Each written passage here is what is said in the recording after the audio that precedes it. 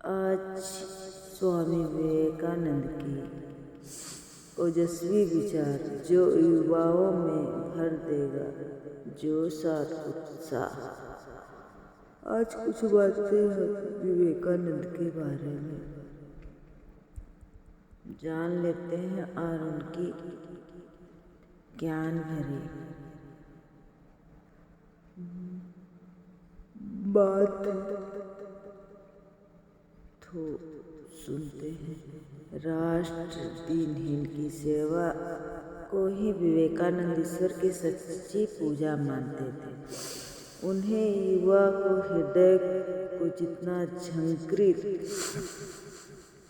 किया उतना ही शायद किसी ने किया हो। विवेकानंद जी ने करोड़ों देशवासियों को समृद्ध करने की अपना जीवन लक्ष्य बनाया। उन्होंने 4 जुलाई सन 1902 को देह का त्याग किया था। वे भारत के महान संत, आध्यात्मिक गुरु एवं विचारक रामकृष्ण परमहंस के शिष्य थे।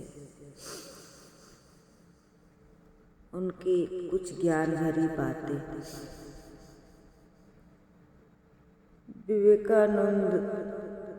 स्वामी विवेकानंद कहने के अनुसार खुद को कमजोर समझना सबसे बड़ा पाप है।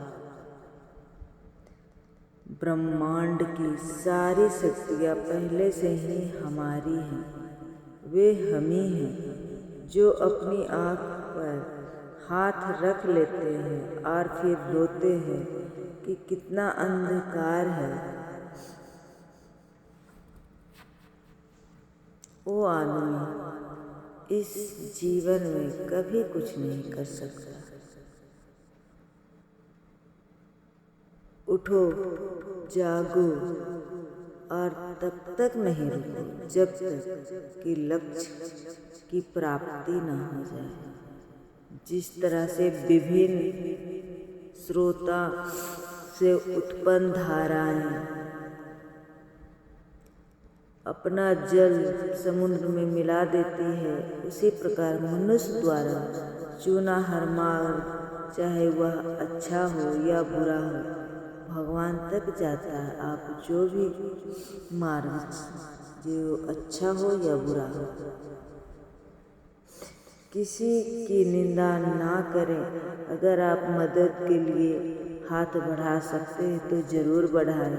अपना नहीं बढ़ा सकते हैं तो अपने हाथ जोड़िए, अपने भाइयों का आशीर्वाद दीजिए और उन्हें उनके मार्ग पर जाने दीजिए। अगर कोई अब मदद के लिए हाथ बढ़ा रहा है तो उसे कभी रोकना नहीं चाहिए।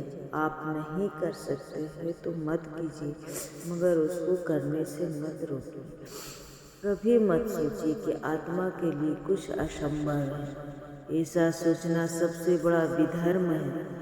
अगर कोई पाप है तो वह यही है कि ये कहना कि तुम निर्बल हो या अन्य निर्बल है।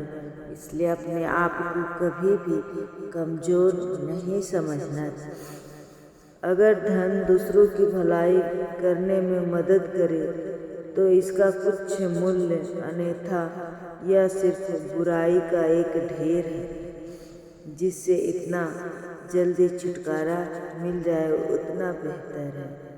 यानी कि आप जब दूसरे को धन लेते हो या कर्ज लेते हो, उसको अपना धन कभी नहीं समझना चाहिए। उसको समझना चाहिए ये गलत है, ये मेरा नहीं है। जिस समय जिस काम के लिए प्रतिज्ञा करो, ठीक उसी प्रकार समय उस पर उसे करना ही चाहिए, नहीं तो लोगों का विश्वास उठ जाता है। इसलिए जो काम के बारे में अगर किसी के सामने कुछ कहते हो तो वह काम सही समय पर होना चाहिए। उस व्यक्ति ने अमरत्व प्राप्त कर लिया है जो संसारिक वस्तु से व्याकुल नहीं होता। वह किसी भी संसार की चीज से व्याकुल नहीं होता। हम वो हैं जो हमारी सोच ने बनाया है। इसलिए इस बात का ध्यान रखिए कि आप क्या सोचते हैं।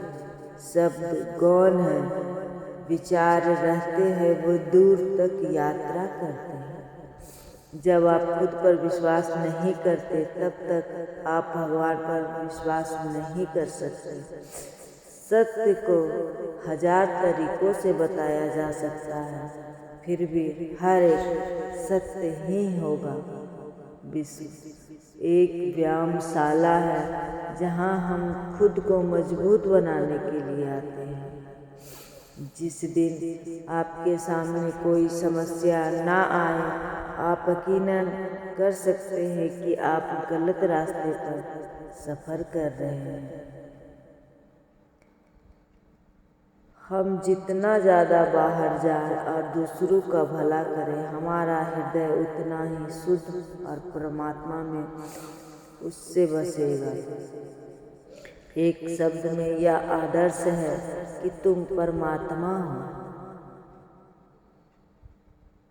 भगवान की एक परम प्रिय रूप पूजा की जानी चाहिए। इससे अगले जीवन की सभी चीज़ों से बढ़कर यदि स्वयं विश्वास करना है, अधिक विस्तार से पढ़ाया और अभ्यास कराया गया होता तो मुझे यकीन है बुराइयों और दुख का एक बड़ा हिसाब गायब हो गया होता। बाहरी स्वभाव केवल अंदरूनी स्वभाव का बड़ा रूप है। यह जीवन अकल्पनीय है। संसार की विलासिता क्षणिक है, लेकिन जो दूसरों के लिए जीता है वो वास्तव में जीते हैं। उठो मेरे शेरों, इस भ्रम को मिटा दो कि तुम निर्बल हो। तुम एक अमर आत्मा हो, स्वच्छंद जीवन हो, धन्य हो, सनातन हो। तुम तत्व नहीं हो, ना ही शरीर हो। तत्व तुम्हारा सेवक है, तुम तत्व के सेवक नहीं हो। जब भी दिल और दिमाग का टकराव हो तो दिल की सुनो। शक्ति जीवन है तो निर्बलता मृत्यु है। विस्तार जीवन है और संकुचन मृत्यु है। प्रेम जीवन है तो द्वेष मृत्यु है। जीवन का रास्ता बनाया नहीं मिलता, इसे स्वयं को बनाना पड़ता है। जिसने जैसा मार्ग बनाया उसे वैसे ही मंजिल मिलती है। पवित्रता, धैर्य और उद्यम के ये 3 गुण मैं एक साथ चाहता हूँ।